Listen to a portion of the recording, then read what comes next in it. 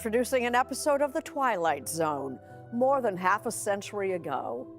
Starting tomorrow, the show is back in an all-new series on CBS All Access. There is an episode of The Twilight Zone that aired exactly once, in May of 1964, and then disappeared. Not misplaced, not forgotten, deliberately removed. For over 55 years, it was kept out of reruns, off home video, and away from the public. Fans who somehow found out it existed passed around blurry bootleg copies like contraband. Even die-hard Twilight Zone historians spoke about it in hushed terms. The question everyone kept asking was the same. What was in this episode that made it so dangerous that a television network decided the world was better off never seeing it again? The answer, when you dig into it, is more complicated than you expect. The episode that made a network panic. Before getting into what the episode actually contains, let's talk about what happened right after it aired, because the reaction tells you more about the times than almost anything else. The episode was called The Encounter. It broadcast on May 1st, 1964, during the Twilight Zone's fifth and final season. Almost immediately after it aired, CBS was flooded with complaints. Viewer calls came in, sponsors got nervous, advocacy groups for Asian Americans spoke out publicly against it. And within a short period, CBS made a quiet but significant decision. The Encounter would not be included in the syndication package. When the show went into reruns, which is how most Americans watched television back then, this episode simply would not be there. No press conference, no formal announcement, just a disappearing act. Here is why that matters.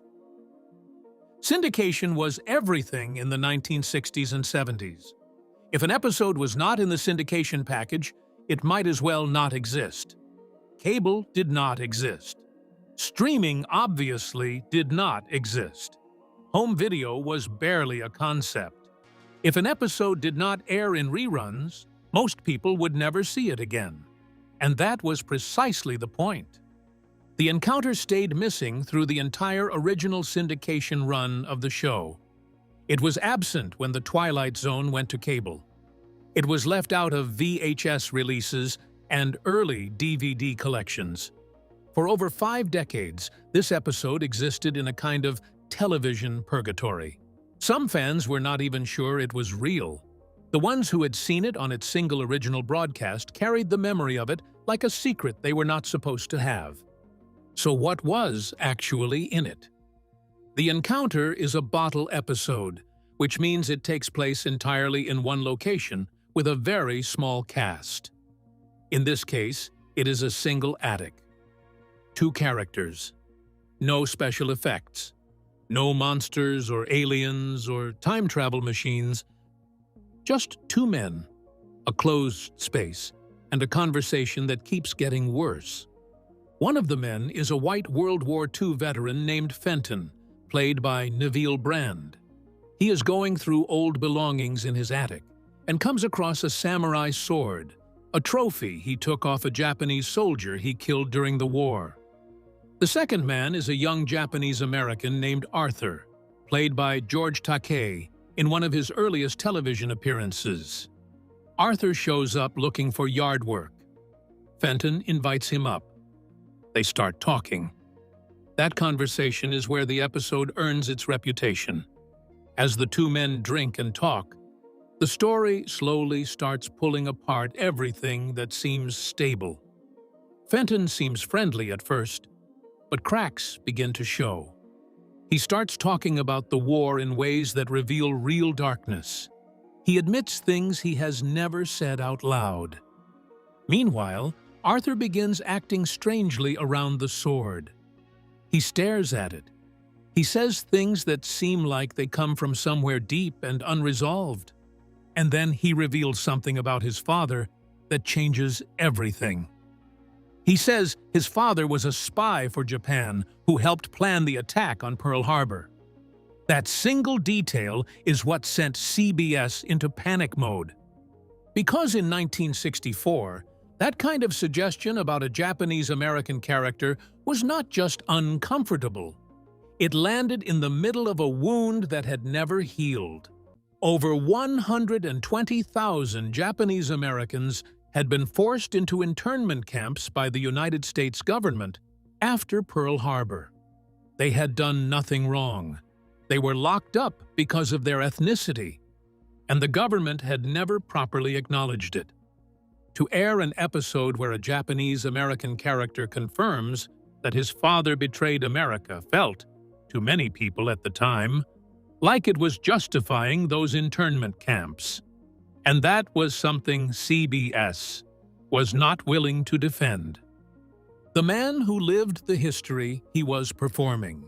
Here is where the story takes a turn that makes everything more layered.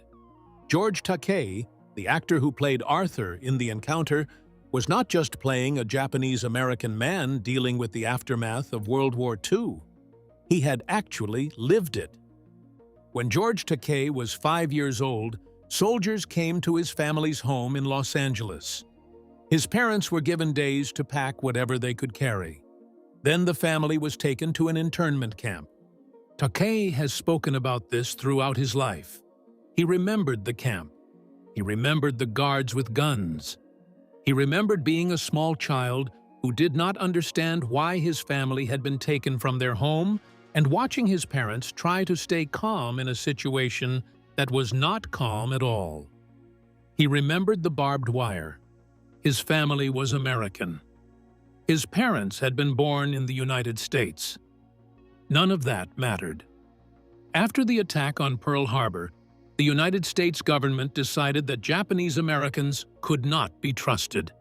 And without a single trial or any real evidence of wrongdoing, over 120,000 people were stripped of their homes, their businesses, and their freedom.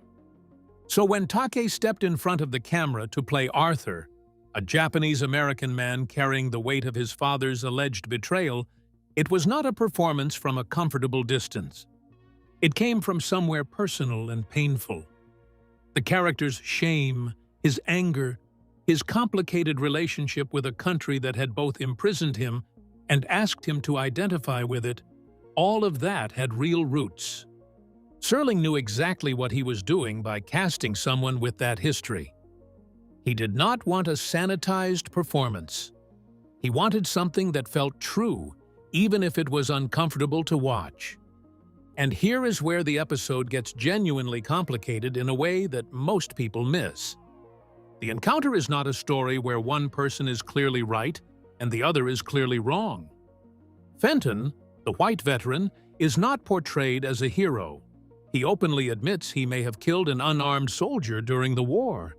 He kept the sword as a trophy, which is itself a morally disturbing act. He is shown as a man consumed by guilt and shame about what the war turned him into. His paranoia and occasional cruelty are on full display.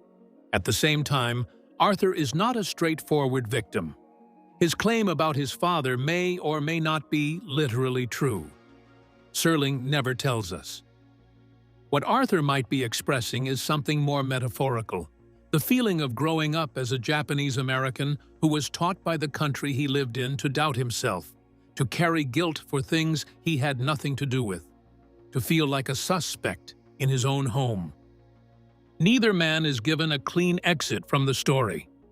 Both are trapped by the war, by their own damage, by the violence that has been passed to them like something inherited rather than chosen. Rod Serling was one of the few writers on television at that time willing to create stories where no one gets to feel comfortable, where the audience cannot pick a side and relax, where the discomfort is the point. That approach worked brilliantly for most of the show's run. But The Encounter pushed further than CBS was prepared to go. And rather than stand behind it, the network quietly buried it for more than half a century. The burial did not happen in a vacuum. Serling had been fighting this kind of resistance his entire career. The writer who had been fighting censorship for years.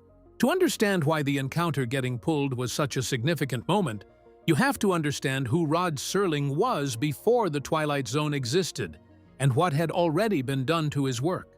Serling was a World War II veteran who had seen genuine combat in the Pacific. He had watched people die in front of him. He came back from the war with a specific mission as a writer, which was to use storytelling to make people confront things they would rather look away from. He was not interested in entertainment for its own sake. He believed television had the power to change how people thought. In 1956, before the Twilight Zone existed, he wrote a television drama called Noon on Doomsday.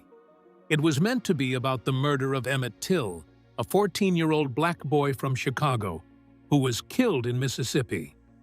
Serling wanted to tell that story directly, in a serious, dramatic format, on national television. What aired bore almost no resemblance to what he wrote. Network executives and sponsor representatives went through the script and changed it until it was unrecognizable. The victim was changed from a black boy in Mississippi to a vague, anonymous foreigner. Any specific reference to race or region was removed. The result was a toothless drama that said nothing about anything. Serling was furious. That experience taught him something important. If he wanted to say hard things on television, he could not say them directly. He had to disguise them. That is the actual origin of the Twilight Zone. The format of science fiction and fantasy was not just an aesthetic choice. It was a strategic one. If the story was set on another planet, or in the distant future, censors were less likely to notice the critique. A story about conformity dressed up as alien invasion was safer than a story about conformity on its own. A story about racism, wrapped inside a parable about appearance, stood a better chance of surviving sponsor review. For most of the show's run, this strategy worked. But even within the Twilight Zone, there were limits. CBS was watching the show's ratings carefully, and by the 5th season, those numbers were declining. The network was already looking for reasons to cancel the show. Serling was running out of goodwill. When the encounter landed on screens and immediately generated complaints, CBS did not have the appetite to defend it. In an earlier, more successful season, there might have been a fight.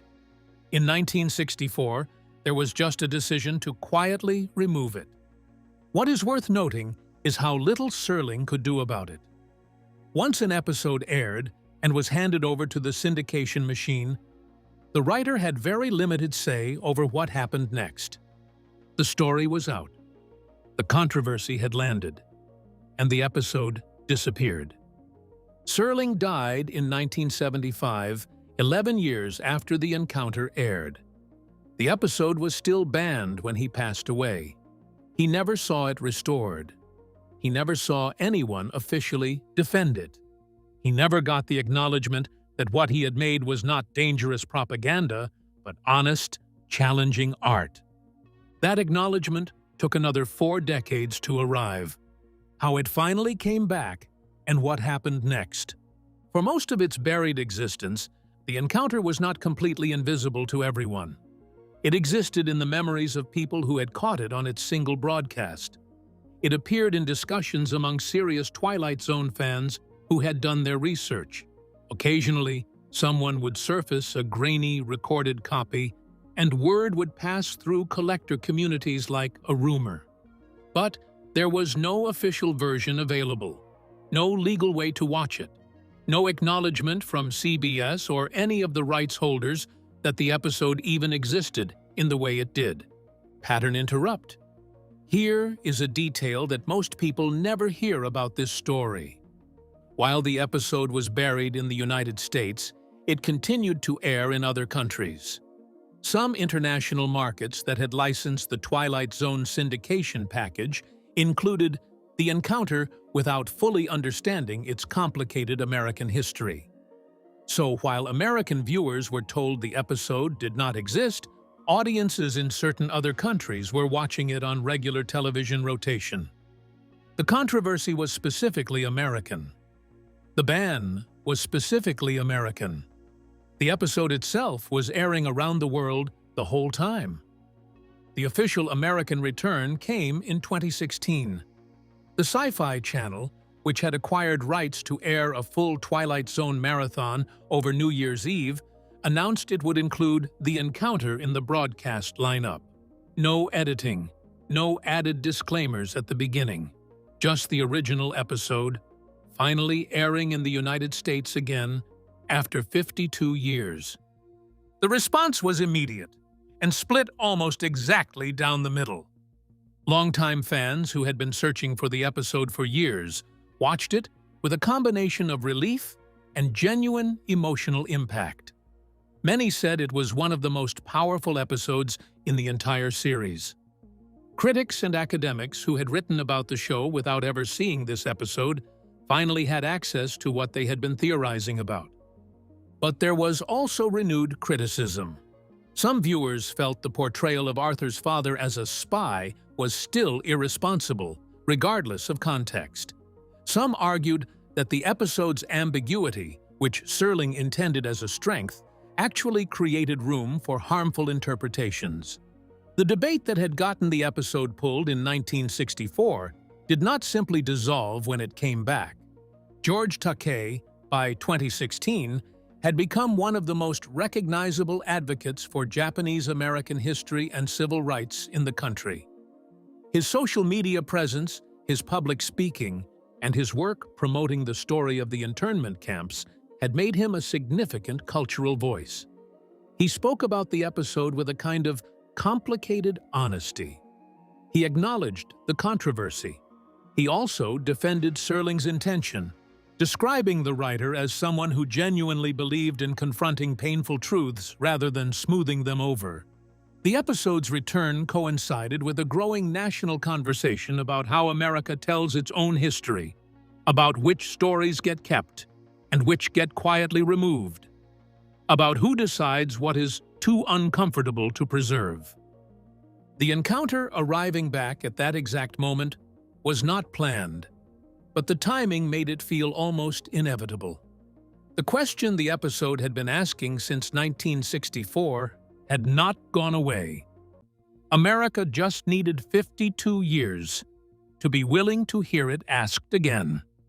What the other banned episodes reveal about the same problem. The encounter was the most famous episode to disappear from the Twilight Zone's history, but it was not the only one. 4 other episodes were left out of the original syndication package, and each one tells its own story about how television censorship actually worked in practice. The first is Miniature, which starred a young Robert Duvall. The episode is a quiet, strange story about a lonely man who becomes convinced that the tiny figures inside a museum dollhouse are alive. It is genuinely eerie and beautifully performed. The reason it vanished had nothing to do with content. It was a copyright dispute. The writer's estate had only licensed the story for a single broadcast. CBS had not secured the rights for ongoing use. The episode disappeared not because it upset anyone, but because of paperwork. It stayed out of circulation for decades until legal issues were resolved in the early 2000s, when it finally appeared in a DVD collection. A widely praised episode, completely unavailable, purely for administrative reasons. The second is A Short Drink from a Certain Fountain, a story about an older man pressured into taking a youth serum that works too well. The episode was pulled after suggestions that the plot too closely resembled an unproduced script by another writer. CBS, facing the possibility of a plagiarism claim, chose to quietly remove it rather than risk a lawsuit. Whether the similarity was real or imagined, the episode disappeared on the basis of a threat that was never formally made in court. The third is Sounds and Silences, about a man obsessed with loud noise who eventually becomes hypersensitive to every sound around him. After it aired, a former Navy officer claimed the episode was based on his life and filed a defamation claim against CBS. The claim was disputed, but rather than fight it, the network dropped the episode from reruns entirely. It eventually returned in home video releases, but with no official explanation of why it had been absent. The fourth is an occurrence at Owl Creek Bridge, which is actually a French short film that CBS purchased and inserted into the Twilight Zone lineup as a special episode. It won an Academy Award for Best Short Film, but the licensing agreement only covered a single broadcast, so after it aired once, it legally could not be aired again. It eventually found its way back into some home video editions, but the licensing quirk kept it from being part of the show's mainstream legacy for years.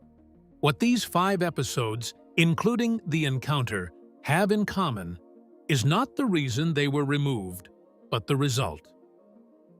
Stories that Rod Serling and his collaborators created with care and purpose were made inaccessible for years, sometimes for decades, often for reasons that had nothing to do with whether they were good. Serling once said that his job had become the art of self-censorship. He spent his career finding workarounds, disguising social critique inside science fiction packaging, navigating sponsor review and network anxiety. But once the episodes were finished and in the hands of the distribution system, the censorship moved outside his control entirely. The stories could be buried without him even knowing it was happening, and they could stay buried for half a century before anyone bothered to ask why. Thanks for watching. If you enjoyed this video, be sure to leave a comment, like, and subscribe to our channel. For more interesting stories like this, be sure to click on the next video that pops up on your screen. You never know what you'll discover next.